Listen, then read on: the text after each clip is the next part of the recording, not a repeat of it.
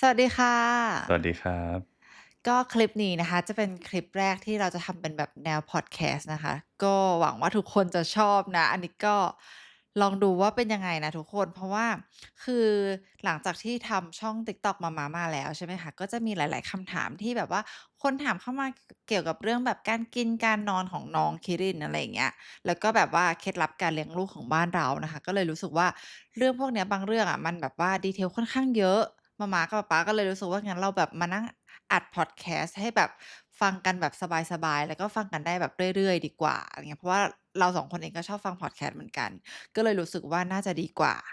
วันนี้ก็เลยแบบหยิบยกประเด็นที่คิดว่าทุกคนน่าจะสนใจแล้วก็น่าจะแบบทุกบ้านต้องแบบได้เอาไปอะแดปต์ใช้แน่นอนอะไรก็คือเรื่องการนอนยาวค่ะ คืออย่างน้องคิรินน่ะเล่าก่อนว่าเขานอนยาวตั้งแต่ช่วงประมาณ5เดือนกว่าๆนะคะก็คือนอนยาวในที่นี้ก็คือนอนยาวแบบว่าไม่ตื่นมากินนมกลางดึกเลยเข้านอน1ทุ่มแล้วก็ตื่นอีกที7-8โมงเช้าประมาณนี้อันนี้คือนอนยาวของบ้านเรานะคะโอเคเดี๋ยวเรามาเริ่มกันเลยว่าเคล็ดลับการนอนยาวของเราเริ่มยังไงมีขั้นตอนอะไรบ้างแล้วก็เตรียมตัวยังไงบ้างอืมจริงๆเราอยากจะออกตัวไว้ก่อนว่าคือเรามีลูกคนเดียวเนาะอืมคิรินเป็นลูกคนแรกอืมทีนี้เนี่ยสิ่งที่เราเล่าให้ฟังอะมันเกิดจากสิ่งที่เราพบเจอมาอืมกับลูกเราเองอืม แล้วเราก็เป็นพ่อแม่มือใหม่เหมือนกัน อาใช่ก็คือไม่ได้อยากจะบอกว่ามันเป็นเคล็ดลับให้ทุกคนไปทำตามอ๋อเข้าใจ แต่อยากให้แบบว่าโอเคเราแชร์ประสบการณ์ประสบการเอณ์ของอบ้านเราให้ฟังอืมดีกว่าทีนี้เนี่ยใครจะเอาไปอะแดปต์ใช้หรืออะไรก็คือสุดแล้วแต่เนาะแต่ว่าคือปกติอะเวลาเราบอกคนอื่นอะเราก็จะบอกว่าเฮ้ยเอาไว้เป็นเหมือนเป็นคลังข้อมูล อืเพื่อมๆๆๆให้ตัวเองไปอะแดปต์ใช้กับตัวเองดีอืกว่าแต่ว่ามเราไม่เคยจะบอกว่าโอเคต้องทำแบบนี้นะมันถึงจะดีอะไรอาเงี้ยเข้าใจอืมอาโอเคโอเคอะมาเข้าเรื่องกันเลยการนอนยาวของบ้านเราตอนที่ฝึกน้องคิรินก่อนจะก่อนจะพูดว่าจะฝึกน้องคิรินอะเราต้องคุยกันก่อนใช่อืมๆจริงๆประเด็นเรื่องการนอนยาวอะมันเป็นประเด็นที่เราคุยกันตั้งแต่ช่วงแรกๆเนาะอืมตั้งแต่ท้องตั้งแต่ใช่ยังไม่คลอดใช่ก็คือถ้าให้เล่าก็คือเราอะไปเจอคลิปยูทูบแล้วก็คือเขาอะเล่าว่าโอเคลูกเขาอะนอนยาวตั้งแต่6หรือ8เดือนอืประมาณมนี้แหละแล้วเราก็โอเคมันก็เป็นความรู้ใหม่เนาะเราก็เฮ้ย เด็กนอนนอนยาวนอนเองได้ตั้งแต่อืมอายุน้อยขนาดนั้นเลยเหรออือะไรอย่างเงี้ยมๆมันก็เลยเป็นเป้าหมายของเราเนาะว่าเราอยากจะทำให้ลูกของเรานอนเองได้อืมแล้วก็นอนยาวได้ด้วยตัวเองอืมแล้วก็เรียกว่าอะไรดีโดยเร็วไหมโดยเร็ว อาใช่เพราะอะว่าก็ต้องบอกก่อนว่าตอนที่เรายังไม่มีลูกอะเราก็คือแบบว่านอนดูทีวีถึงดึกๆแล้วก็แบบว่าสบายๆอะเนาะเพราะว่าเราก็อยู่กัน2คนแต่พอการที่เราจะมีลูกเนี่ยหลายๆคนก็จะบอกว่าเฮ้ยมันไม่ได้นอนเลยนะเพราะว่าแบบว่ามีลูกเนี่ยต้องคอยแบบว่าตื่นมาทำนู่นทำนี่แล้วลูกก็จะร้องนู่นนี่อะไรอย่างเงี้ยแล้วมันเป็นแบบระยะยาวแบบยาวตลอดไปอืเราก็เลยรู้มๆๆ สึกว่าพอเราเจอคลิปเนี้ย มันค่อนข้างเป็นแบบว่าเป้าหมายที่เราทั้ง2คนอะเห็นตรงกันว่าเราอยากจะทำให้ได้ก็คือเหมือนกับเราอยากจะดึงเวลา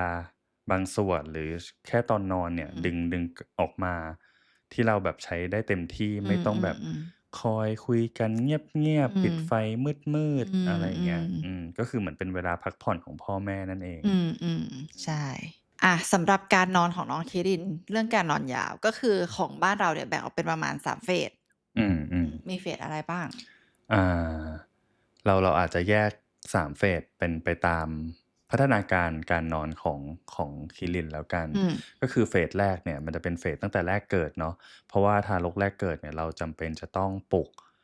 มาทานนมทุก3ชั่วโมงอืมก็คือเฟสแรกอะจะเป็นเฟสการปลุกน้องมาทานนมทุก3ชั่วโมงนั่นแหละ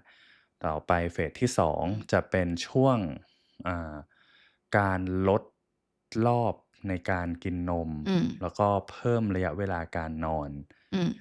ส่วนเฟสที่3จะเป็นอ่างดมื้อดึก100%งดมื้อดึกแล้ว100%ก็นอนแล้วก็นอนคนเดียวคนเดียว100%อืม โอเค งั้นเดี๋ยวเราย่อยกันไปทีละเฟสว่าแบบมีอะไรยังไงบ้าง โอเค เข้าสู่เฟสแรก ก็คือตั้งแต่แรกเกิดกลับมาที่บ้านเลย อือฮึ อืม อืม ก็คือช่วงนั้นเป็นช่วงที่คิรินต้องแบบว่าตื่นมากินนมทุก 3 ชั่วโมง ก็คือจริงๆ เป็นช่วงปกติของเด็กแรกเกิดเนาะว่าเด็กเนี่ยจะต้องถูกปลุกมาเพื่อจะกินนม อืม ทุกๆ 3 ชั่วโมง ตั้งแต่แรกเกิดจนถึงตึ๊ดๆทีนี้เนี่ยด้วยความที่ว่าเรามีเป้าหมายเนาะว่าเราอยากจะฝึกลูกนอนยาว ฝึกลูกนอนเองได้เมื่อเขาพร้อม มันก็เลยส่งผลไปกับเรื่องการเลี้ยงดูลูกของเราด้วย อืม ก็คือเราเนี่ยทุกๆ 3 ชั่วโมงเนี่ย อืม เราจะต้องปลุกลูกเนาะ ปลุกลูกขึ้นมาเปลี่ยน อืม Pampers แล้วก็ให้กินนม อา คุยเล่นทั่วไป อา แล้วก็ พาลงเตียง เขาลงเตียงนอน ทีนี้เนี่ย พาเขาลงเตียงนอนในที่นี้เนี่ยของบ้านเราอะ บ้านเราจะไม่มีการอุ้มกล่อม อา เล ซึ่ ย ซึ่งอันเนี้ย ก็ 100% คือเราก็คุยกันตั้งแต่แรกเลยว่าเราจะแบบไม่อุ้มกล่อม ตั้งแต่คิรินเกิดมาจนถึงอายุขวบกว่าเนี่ย ก็คือยังไม่เคยถูกอุ้มกล่อมจนหลับเลย ใช่ ๆ ก็คือจริง ๆ ก็คือถ้าเราทำอะไรตั้งแต่แบบน้องตั้งแต่แรก ๆ อะ มันก็จะกลายเป็นกิจวัตรของเขา หมายถึงว่าสมมุติว่าอย่างเราคุยกันว่าเราจะไม่อุ้มกล่อม อืม ก็คือหลังจากนั้นเขาก็จะสามารถนอนเองได้โดยที่เราไม่ต้องอุ้มกล่อม อืม อันนี้ก็คือมันอยู่ที่แบบแล้วแต่บ้านเลยว่าก็คือเลือกเลยว่าอยากจะอุ้มกล่อม อยากจะพานอนยังไงอะไรเงี้ย เพราะว่าเข้าใจว่าบางบ้านก็คือรู้สึกว่า ก็แค่ไม่นานอะเราอยากจะอุ้มเขาให้เขาหลับคาอกเรา อันนี้ก็คือแล้วแต่บ้านเล อื ย ม ๆ ๆ แล้วแต่พ่อแม่ทุกคนแล้วแต่สะดวกเลยจริง ๆ ก็คืออย่างที่บอกอันนี้คือเราเล่าประสบการณ์ของบ้านเรา ใช่ ๆ ไม่ได้บอกว่าดีไม่ดีหรืออะไรยังไง ก็คืออันนี้แล้วแต่ไปปรับใช้หรือว่าฟังเป็นประสบการณ์ โอเค ทีนี้ พอเรื่องการจัดการลูกเนาะว่าเราจัดการยังไง ทีเนี้ยมันก็จะมีเรื่องของอุปกรณ์ด้วย ที่ ก็คือคิรินเนี่ยจะนอนนอนเตียงของตัวเองเท่านั้น แล้วช่วงแรกเกิดจนช่วงตัวเล็กๆ ที่ยังอยู่ใน Baby Nest ได้เนี่ย คิรินจะนอนใน Baby Nest Baby Nest ก็คือเป็นแบบเหมือนฟีลเบาะ เบาะ แล้วก็ ที่แบ มี บว่า กั้นรอบ ใช่ เป็นพื้นที่แบบอาณาเขตให้เขานอนอยู่แค่ตรงนี้ อะไรอย่างเงี้ย แล้วก็จะแบบเราก็จะไม่ได้วางผ้า ไม่ได้วางอะไรข้างใน เพราะว่าเด็กแรกเกิดจริงๆ เด็กแรกเกิดจนถึงอายุประมาณหนึ่งเลยอะที่แบบว่ายังไม่สามารถดึงผ้าหรือทำอะไรเองได้ เขาก็จะแนะนำว่าไม่ควรมีผ้าหรือใด ๆ อยู่ในเตียง เพื่อป้องกันบางทีเขาแบบหันไปหันมา หรือว่ามือไปปัดโดนแล้วแบบมาทับจมูกหรือว่าอะไรเงี้ย แล้วดึงออกเองไม่ได้แล้วเราไม่เห็นก็จะอันตราย ก็คือขอเสริมนิดหนึ่ง ในช่วงแรกเนี่ยคิรินนอนใน Baby Nest แล้วก็ห่อตัวด้วย ก็คือใช้ไซร์ผ้าห่อตัวเนี่ย ใช่ ห่อตัว แต่ว่าเหมือน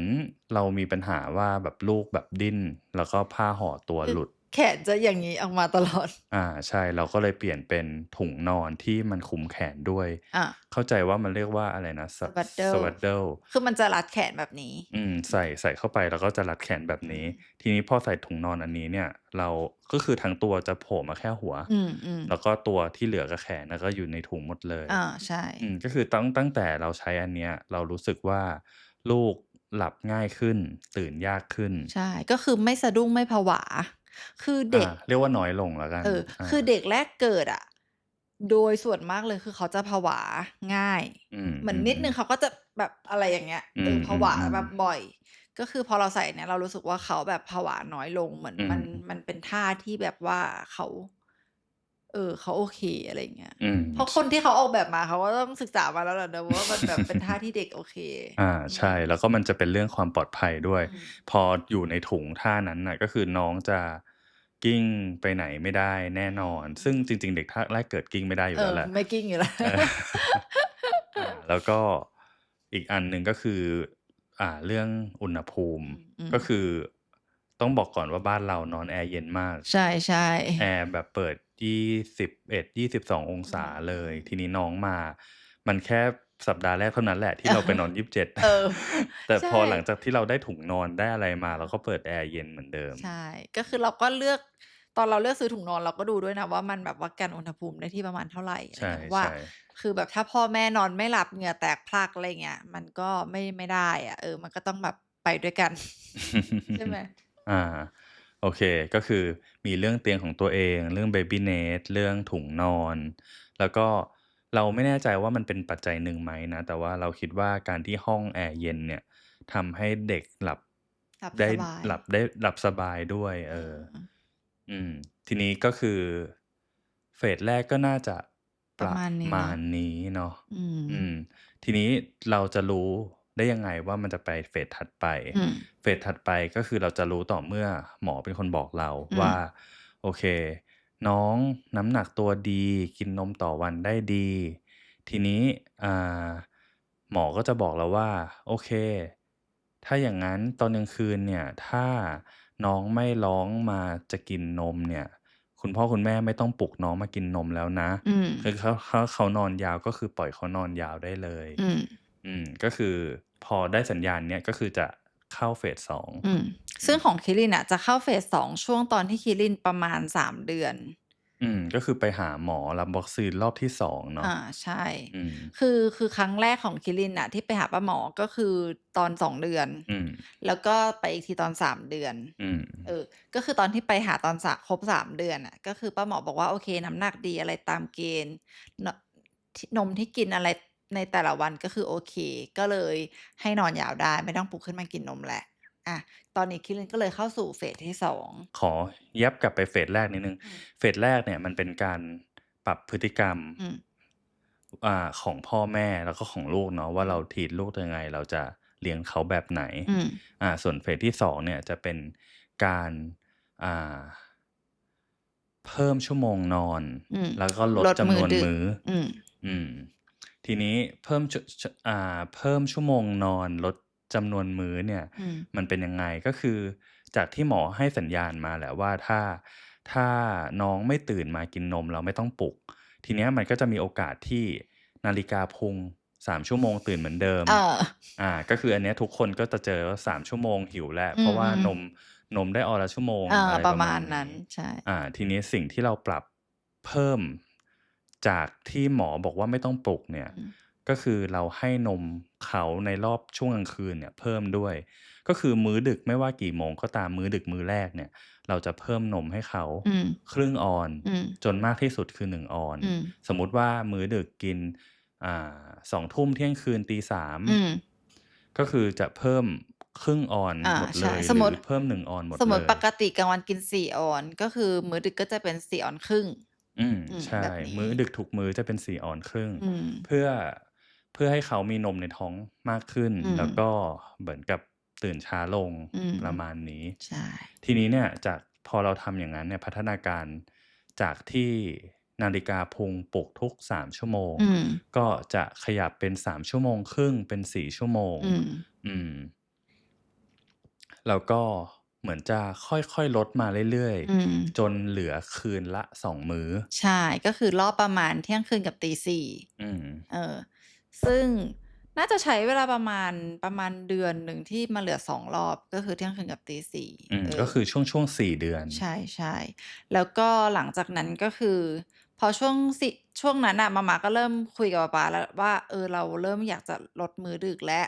แบบว่าแบบให้ไม่มีเลยอะไรอย่างเงี้ยก็คือเริ่มจากรอบเที่ยงคืนก่อน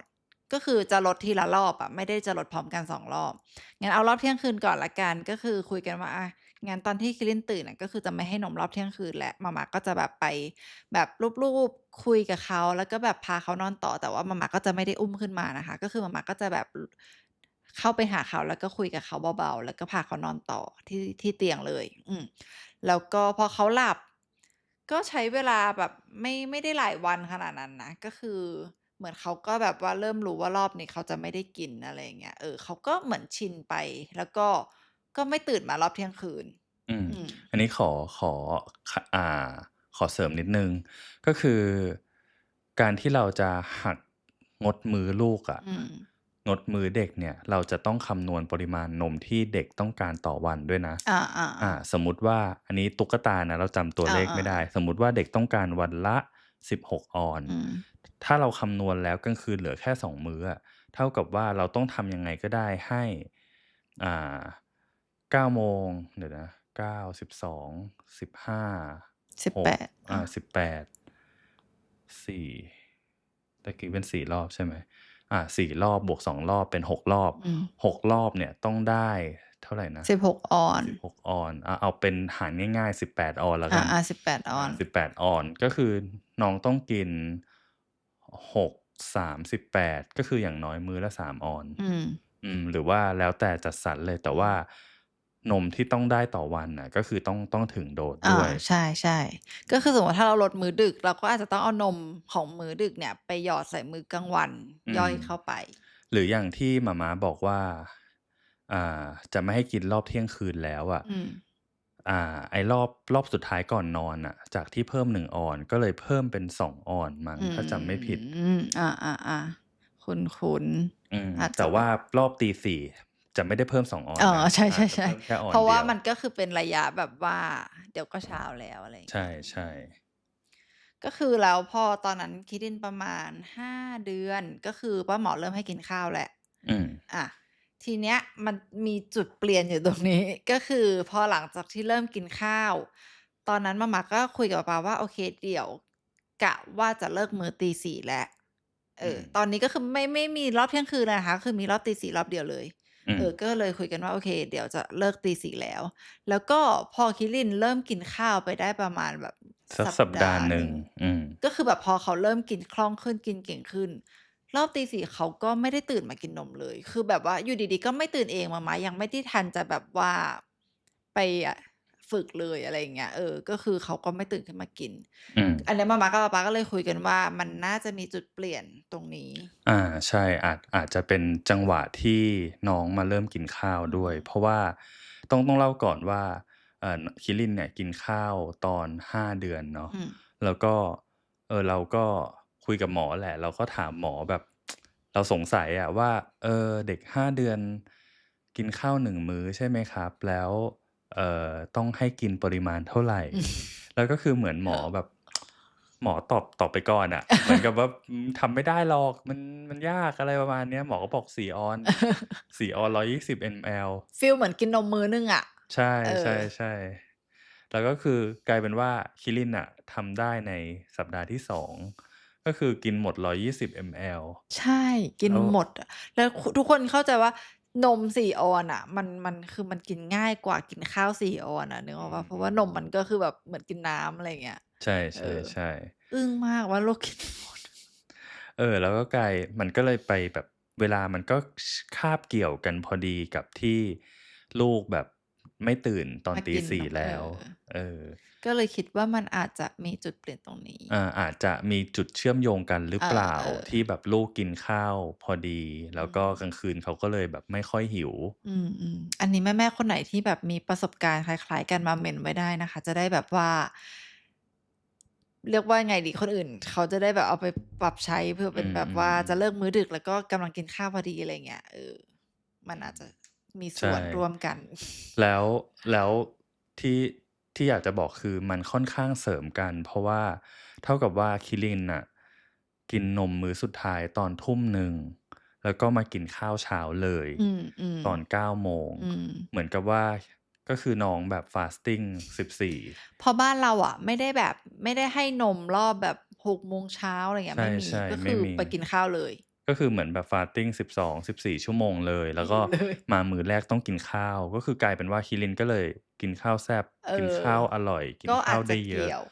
อืม มันต้องหิวบ้างแหละ เออก็เลยอาจจะเป็นจุดที่ทำให้คิรินกินข้าวเก่งเออก็ได้ก็อาได้ใช่อืมๆอืมโอเคทีนี้เนี่ยที่เราบอกเนี่ยว่าอยู่ดีๆ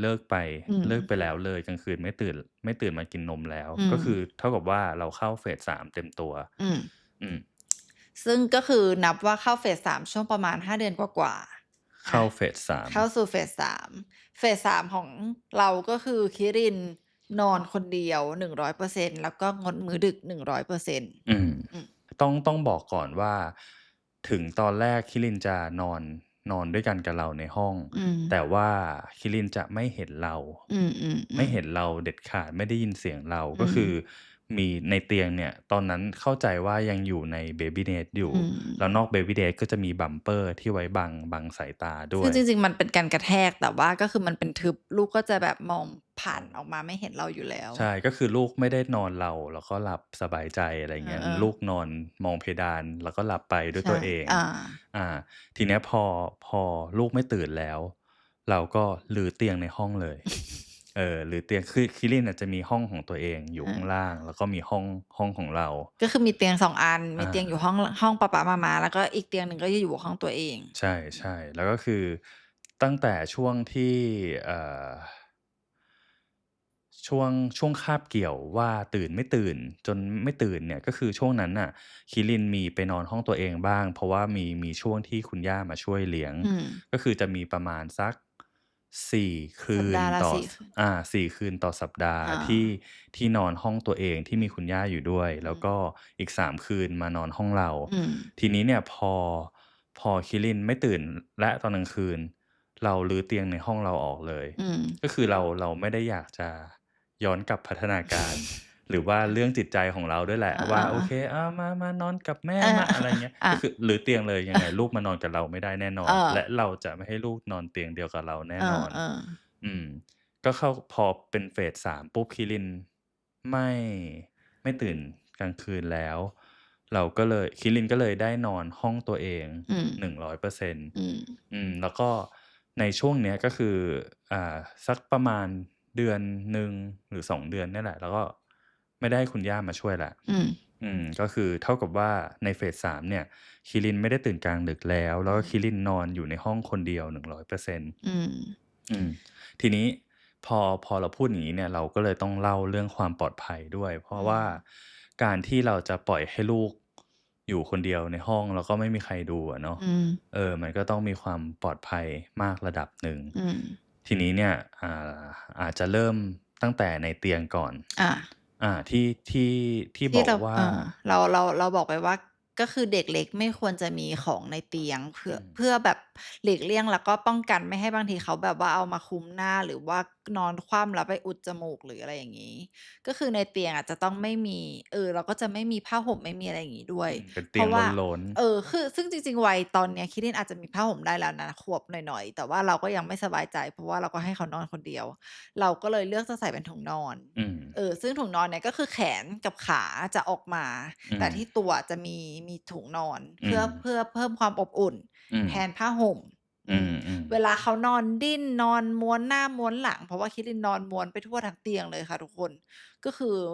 ถุงนอนจะอยู่กับตัวอืมไม่ต้องห่วงว่าจะหนาวแน่นอนอืมแล้วก็อืมไม่ต้องห่วงว่าจะมาปิดจมูกด้วยอืมอืมก็คือ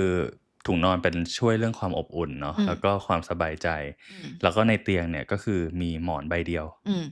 มีหมอนใบเดียวแล้วก็เป็ดเน่าๆ1ตัวจริงๆมีเป็ดกับหมอนข้างแต่ว่าไว้ที่แบบปลายเตียงตรงเท้าเลยอะอืเออมๆๆๆๆใช่แล้วก็นอกจากเรื่องความปลอดภัยในเตียงก็คือจะมีเรื่องของการมอนิเตอร์ใช่ก็คืออืมเป็นเรื่องของ Baby Camera เนาะที่พ่อแม่ทุกคนก็คงมีอาแต่ของเราอะในห้องคิรินน่ะมีกล้องทั้งหมด3ตัวอืมแล้วก็2ตัวเป็นกล้องที่เป็นคู่กับจออืมก็คือมันไม่ใช่ว่าลูกร้องแล้วแบบมีเสียงติ๊งแจ้งเตือนๆอาที่มือถือแต่ว่ามันจะเป็นคู่กับจอเลยเหมือน อืม walkie-talkie อืมเวลาแบบลูกร้องมันก็จะจอเสียงออกที่จอก็จะเลยออกที่จอเลยใช่แล้วก็คือจอมี2อันก็คือข้างหนึ่งอยู่หัวเตียงป๊าๆข้างหนึ่งอยู่หัวเตียงหมาอาๆก็คือพอร้องก็ฟึ่มพร้อมกันแบบว่าใช่พ่อแม่ตื่นๆแน่นอนไม่ต้องใช่กลัวว่าก็คือถ้าจะไม่ได้ยินเลยอะ ถ้าลูกร้องเรารู้เราตื่นแน่นอนแล้วป๊าคือเปิดเบอร์ดังแบบหม่าบอกว่าไม่ต้องดังขนาดนี้ก็ได้เพราะว่าตั้งแต่มีลูกคือแบบหูมันเซนซิทิฟมากทุกคนคือแบบแม่ๆหลายๆคนน่าจะเป็นนะคือแบบพอมันมันตื่นเลยอะแบบตื่นทันทีแบบตาโตอะแล้วป๊าคือเปิดดังเหมือนกลัวไม่ได้ยินเสียงลูกร้องร้องให้ตื่นกันหมดอืมอืมแล้วอีกข้อดีหนึ่งก็คือพอมันเป็นคู่กับจอใช่ไหมก็คือมันส่งสัญญาณเหมือนเป็นแบบเป็นคลื่นวิทยุอะไรอย่างเงี้ยอืมเน็ตล่มอะไรต่างๆก็ไม่ไม่ต้องเป็นปัญหาไม่มีปัญหาอืมเพราะว่าแล้วก็แบบ real time เลยแบบว่าร้องปุ๊บขึ้นปั๊บอะไรอย่างงี้ใช่แล้วแบบว่าเราๆก็คือเปิดจอดูเรื่อยๆตอนที่เรายังไม่นอนอะไรเงี้ยว่าลูกเป็นยังไงนอนท่าไหนอะไรทำอย่างเงี้ยก็ ไม่ต้องห่วงเรื่องความปลอดภัย เพราะว่าเราก็คือมีจอแคบ จอกว้าง จอกว้าง มาก เห็นทุกแบบว่าคือเห็นทั้งห้องเลย อืม โอแล้วเค ห้องของคิรินน่ะก็ค่อนข้างแบบปลอดภัย หมายถึงว่าเราก็คือเตรียมปูพื้นฐานไว้หมดแล้ว อะไรอย่างเงี้ย อืม อันนี้ก็คือประมาณนี้เนาะ เฟส 3 ใช่ อ๋อ ก็คืออยากจะเสริมนิดหนึ่งว่า มันดูแบบเกินจริงไปไหม น้องไม่ร้องเลยเหรอ? อ๋อ น้องร้องทำ คือจริง ๆ มัมัน นก็มีคงเหมือนอยู่แทุกล้ บ้าว นแหละ ก็คือมันก็จะมีช่วงแบบ ช่วงป่วย ช่วงฟันฟันขจะึข้ึ้น น ช่วงแบบ sleep regression ภาวะการนอนถดถอย อืม ช่วงแบบวัยที่เขากำลังแบบสมองกำลังพัฒนาอย่างมาก อือารมณ์มา ม อะไรเงี้ย ก็คือมีบ้างอยู่แล้วแบบเป็นปกใชติของเด็ก ่ ๆ คือคิรินก็มีคืนที่แบบตื่นมาร้อง จนแบบว่าต้องลงไปแบบพาเข้านอนใหม่ อะไรเงี้ย ก็มีเหมือนกันหมด แต่ว่าเอาจริง ๆ เปล่าทุกคน คือตั้งแต่เขานอนคนเดียวอะ เขานอนดีมาก ๆ เลยอะ หมายถึงว่า มันคงเงียบแล้วก็แบบไม่มีเสียงใด ๆ รบกวน แล้วอืก็แบบแอม ร์เย็น ๆ มืด แล้วก็แบบเงียบ อะไรเงี้ย คือเขานอนแบบนอนดีอะ อืคือเพราะว่าม ๆ รู้สึกว่าได้ว่าคืนที่แบบมีคนนอนด้วยอะ เขาจะชอบตื่นมาร้อง อืแต่ม ๆ ๆ ๆ ถ้าคืนที่เขานอนคนเดียว เขาจะนอนยาวถึงเช้าเลย อืม แล้วจริง ๆ เราก็คือค่อนข้างซีเรียสเรื่องการนอนของลูก เพราะว่านอกจากเรื่องที่เล่าไปทั้งหมดแล้วอะ คือเรื่อง growth hormone ก็สำคัญกับลูกด้วยเหมือนกัน อืม แล้วพอลูกนอนได้ยาวมันก็แบบว่า เขาก็นอนได้รับ ลาบ นอนยาว นอนหลับลึก นออนา ยาวและนอนหลับลึก ซึ่งมันก็แบบเป็นประโยชน์กับตัวเขาทั้งนั้นเลยอะทุกคน อืม อันนี้ก็คืออีกข้อหลักที่เราอยากให้เขานอนคนเดียว อืม อ๋อ จริง ๆ ในห้องคิรินน่ะจะมีลำโพง อืม ลำโพงที่เป็น white อ๋อ noise ด้วย ๆ ซึ่งอันนี้เกี่ยวไม่เกี่ยวไม่รู้เหมือนกัน แต่ว่าเรามีไว้ เราสบายใจซึ่งแลเ้ว ราใช้ตั้งแต่แรกแรเกกิด เกิด ตั้งใแตช่่ วันแรกที่คิรินใช่ กลับมมัาน นอน มันจะเรียกว่า white noise กับ brown noise อืมันม ต่างกันนิดหน่อย ไม่มั่นใจเหมือนกัน แต่ว่าคิรินน่ะในห้องตอนกลางคืนก็จะมีเสียง ก็คือจะมีเสียง white noise และมีแสงสีแดง อืม ๆ ๆ ช่วยให้แบบเหมือนเขา เหมือน calm down อะไรแปบระมบวา่ณานอาี้ รมณ์สงบแล้วก็เหมาะกับการนอน อืม ซึ่งๆ ๆ แล้วก็คือเหมือนป๊าป๊าก็จะตั้งแบบว่าตอนเช้าที่เป็นเวลาตื่น ก็คือจะเปลี่ยนสีไฟ อืม อย่างงี้ใช่ไหม แล้วก็เปลี่ยนเสียงมันไอ้นี่เปล่า? ใช่ อันนี้คือแบบตอนโตแล้ว อ๋อ ก็ไว้ เหมือนเป็นการฝึกว่าให้รู้เวลาเข้านอน เวลาตื่น อะไรแบบในี้ ช่ ๆ แต่อันนี้ไว้เห็นผลจริงก่อน เพราะว่ายังไม่เคยวัดผลเหมือนอ๋อ กัน เดี๋ยวมาเล่าให้ฟังอีกที อืม ก็เฟส 3 ก็ประมาณนี้เนาะ อันนี้ป๊าป๊าจะเอาเข้าไปแทรกได้ไหม มาม่าไม่แน่ใจ ก็คือมันจะมีเรื่องที่เมื่อกี้คุยกันว่า คืนที่คิรินตื่น อ๋อ ก็คืออา จริง ๆ เราก็จะๆ โอคเค ุย เดี๋ยว ก็คืออธิบายเพิ่มหน่อยแล้วกันว่า โอเค ถ้าคิรินก็คือมีร้องงอแงกลางคืนแหละ อืเหมือนม คนทั่วไป เหมือนเเด็กด็ก ทั่ๆ ทั่ววไป ไป ใช่ แล้วเราจัดการยังไง? ก็คือเราจะมี 2 แบบ แบบแรกก็คือในคืนที่ร้องแบบนิดหน่อย บางทีเขาร้องมาประมาณแบบ ไม่กี่วิ หรือว่านาที 2 นาที อย่างเงี้ย เราก็ปล่อยเขานอน หรือบางทีก็คือเคยลองให้ปล่อยร้องสักแบบ 20 นาทีก็มี แต่หมายอถึืงว่าไม่ได้ม ร้องติดกัน 20 นาทีแบบว้าวนะ ก็คืออืม ร้อง ๆ หยุด ๆ ร้อง ๆ หยุด ๆ อะไรอย่างเงี้อืย 20 นาที ม ๆ ๆ ก็คือถ้าเขายังไม่นอน ก็คือถึงจะค่อยเข้าไป อืม แล้วก็เข้าไป แต่ว่าก็จะยัง ข้อสำคัญข้อหลักเลยก็คือไม่อุ้มกล่อม เหมือนเดิม เหมือนเดิม ก็คือถ้าเข้าไปมาม่าก็จะพาเขานอนแบบว่าเข้าไปคุยกับเขา เข้าไปแบบปลอบเขานู่นนี่ อะไรอย่างเงี้ย แต่ถ้าแบบกล่อมนอนเป็นชั่วโมงแล้ว พานอนเป็นชั่วโมงแล้ว ยังไม่นอน มาม่าก็จะแบบอุ้มขึ้นมา reset ใหม่ reset เหมือนตอนที่แบบมาม่าพาเขาลงไปนอน ก็ตอนหัวค่ำ อะไรอย่างเงี้ย ก็คือจะแบบว่าเอามากอด เอามาคุย แล้วก็แบบบอกเขาฝันดีนู่นนี่ บอกรักเขา อะไรอย่างเงี้ย แล้วก็พาลงไปนอนใหม่ แล้วก็พานอน เริ่มใหม่อะแบบ reset อะ แบบนั้นก็คือส่วนมากก็จะได้ผล อืก็คือจะเป็นม ประมาณนี้ ก็คือจะยังคงคอนเซปต์ว่าไม่อุ้มกล่อมจนหลับ อืม อันนี้คือวิธีการแก้ปัญหารับมือกับคืนที่คิรินตื่นมากลางดึกของบ้านใชเรา ่ ซึ่งเอาตามตรงก็เด็กทั่วไปเนาะ มีแบบนอนดีนอนไม่ดีบ้าง อะไรอย่างเงี้ย ก็คือน่าจะสัก สัก 10% ไหม แบบอืม เดือนหนึ่งจะสัก 3-4 ครั้ง ออะะไรไรอย่างแเบงี้ย บนั้น ใช่ นอกนั้นก็คือร้องแอ๊ะหนึ่ง แล้วก็นอนต่อ เหมือน อืม ๆ เหเมหมืือน อน เหมือนละเมออะ เอ เหมื อ อน ใช แบบ ่ แล้วก็ร้องว่าแวะแฮะแล้วก็ ๆ เออ นอนต่อ เอ อะไรประมาณ ก็ นี้ มี ใช่ ๆ ก็ประมาณนี้ อันนี้ก็คือเฟส 3 ผ่านไป อืม ก็จริง ๆ เรื่องการนอน เราน่าจะทำได้โอเคแล้วแหละ น่าจะทำประมาณนี้ เออ แต่ทีนี้ อันนี้ถ้าเป้าหมายต่อไปเนาะ ก็คือถ้าคิรินเดินได้แข็งแรงแล้วอะ อื ก็ ม คือกะว่าจะให้เตียงเนี่ยมีทางเดินขึ้นเดินลง อืม ก็คือให้เขาจัดการตัวเขาเองเลยว่า เขานอนแล้วเขาตื่นมากลางดึก เขาอยากจะเดินลงจากเตียง ลุกเดินขึ้นเดินลงไปนอนที่พื้น อะไรอย่างเงี้ย ก็โอเคตามสบาย ให้เขาทำอะไรในห้องของเขาเอง อื ได้ ม เต็มที่ อะไร อื ประมาณนี้ ซึ่งก็คืออันนั้นจะเป็นเฟสที่คิรินเริ่มเดินได้คล่อง ตอนนี้คิริน 1.1 ขวบ ก็คือกำลังฝึกเดินอยู่ อืม ยังไม่ ๆ คล่อง ใช่ ก็คือถ้าเดินคล่องเดี๋ยวเราว่ากันอีกที แต่ว่าอันนี้ก็คือคุยกันแล้วแหละว่าแบบ เพราะว่าเตียงเรามันปรับระดับได้ แล้วก็แบบสามารถเปลี่ยนที่กั้นได้ ๆ อืม ใช่ ประมาณนั้น แต่ว่าในห้องก็อย่างที่บอกว่ากล้องเยอะ แล้วก็มีการแบบปูพื้น ปูพื้นแบบหนา อะ แบ ไร บ ประ หนา มาณนให้ ี้ มันแบบว่าล้มแล้วไม่กระแทก อะไรอย่างเงี้ย อืม แล้วก็จะแบบพวกของที่ไม่ปลอดภัย ไม่ให้เขาเล่น ไม่ให้เขาจับ เราก็จะเอาขึ้นที่สูงหมด อืม ประมาณนั้นค่ะ โอเค ก็ประมาณนี้เนาะ 3 เฟส ก็สำหรับเรื่องการนอนก็จะประมาณนี้ คิดว่าน่าจะครบแล้ว อืม ใช่ แต่ว่าถ้าใครมีคำถามอะไรก็เมนต์ไว้ได้นะคะ แล้วก็ฟังคลิปแรกแล้วเป็นยังไงบ้าง? คือเมนต์แนะนำ ติชม อะไรอย่างงี้ ด้วยความสุภาพ